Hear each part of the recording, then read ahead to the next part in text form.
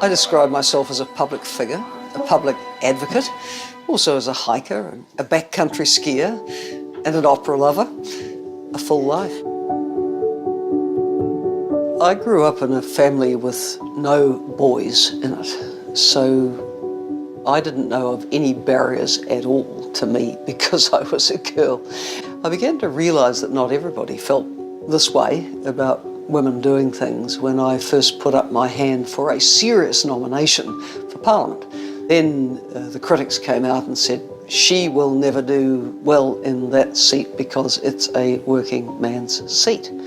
Well, actually, the working men tended to have women partners and daughters and mothers, and they voted as well. Where it most struck me was when I became Leader of the Opposition, because no woman had ever been Leader of the Opposition before.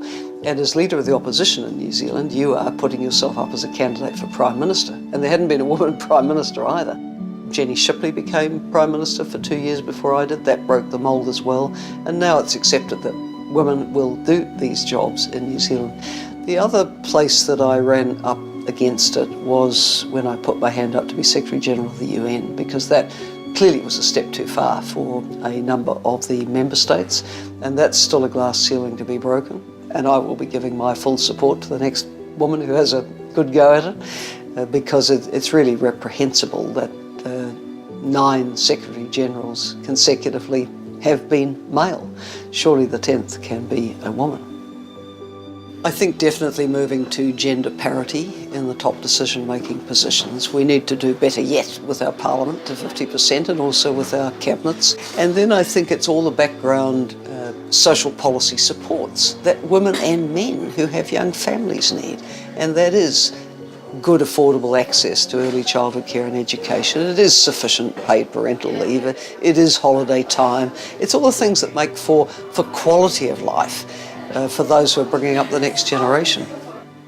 We're still looking at inequities across the society, in income, in political participation and representation at the highest levels of all sectors. And particularly we have to keep on about the domestic violence, the sexual and gender-based violence in general, which is high in New Zealand.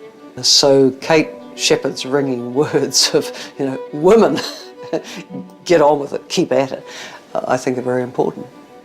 The New Zealand boardroom has been very slow to move, as have boardrooms around the globe. These things are always greeted in the first instance with a lot of moaning and claims that they can't find the women. The women are there. You have to look for them. You will find them. And guess what? When you look at the commercial results of the companies which have significant numbers of women on their boards and in their senior management, they are better than the ones who don't. What a surprise.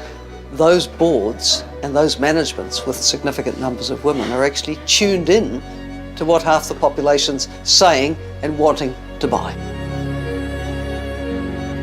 I think the feminist movement is on an upward surge of activity at the moment.